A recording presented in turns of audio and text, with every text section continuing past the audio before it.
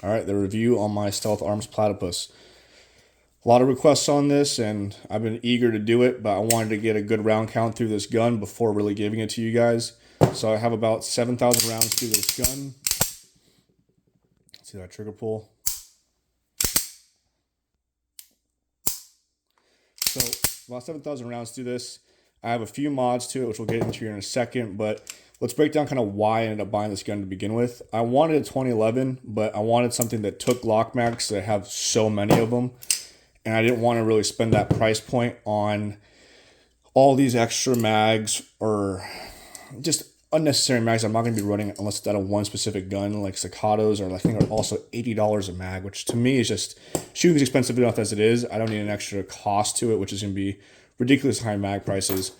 So a couple of things I did here was, after shooting quite a bit through this gun, I noticed a couple things. One, the factory guide rod and the factory spring. Factory spring is about 14 pounds. 14 pounds. I switched it out to 7 initially. At about 3,000 rounds, I noticed it was starting to get a bit sluggish on the return, so I upped that to 8, and so far so good. With that as well, I upgraded this to the Dawson Precision toolless guide rod. As you just saw, I literally just used my hands to take this apart. It uses this little clamp right here to catch the, I don't know what the fuck this is called, but catch this thing.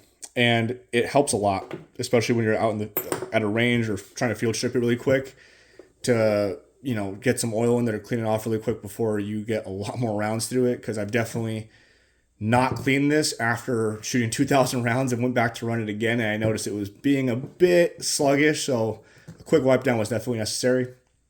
I run the JagerWorks mag extensions on this, and one reason I do that primarily is they are toolless, and all it is just essentially catching on the friction points and the size overall of that Glock base, where you'll see on the bottom of this, I've had other mag extensions that have pins at the bottom, and it'll start to eat up this mag well down here.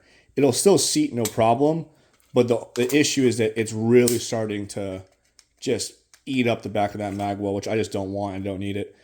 So as much as these work still, I definitely prefer to run the JagerWorks. They're a lot simpler to install, no parts, nothing's going to come loose on them.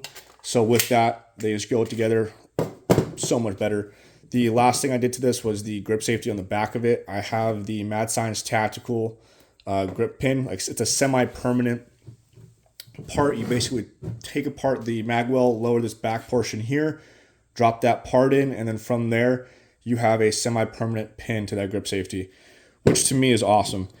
Absolutely makes a difference in my opinion, because now you can really start to play around with different grips, pressures, and where your hands are going to be placed on this gun itself. For something that I have this many rounds through, and I have zero intention of not shooting it more. I definitely want something that I can play around with and maneuver as I please, especially offhanded. Everything else, like that toolless, or not that grip safety being pinned, is massive. So especially when you start talking about like higher price point guns like Fowler and everything else, they're already pinning it anyway. So why not just do it off the bat? But this is the Platypus, guys. I absolutely love this thing. I have a lot more rounds to put through this, and I will continue to do reviews. That bull barrel, as you can see, really flush. But yeah, if you have any more questions, leave them in the comments below. Ask away. I'll do my best to answer whatever you guys have. I did have a Italian grip on here, and it sucked. I went back to the factory after getting this pinned, and it was much, much better. This is the most aggressive texture they offer, and it definitely shows. I have calluses on my palms from really driving that grip support hand. Well, dominant hand, honestly. Grips is the main part of this, but driving that in there, really, really intense. High round count drills and high round count courses has really, really, really emphasized how aggressive this can be. But Trigicon SRO up top, red dot. I know they just released their green one. Super excited for that as well. Want to try it out. Surefire Ultra. I have a turbo, but I have to send it back because the seal on that came out. But overall, that's it, guys.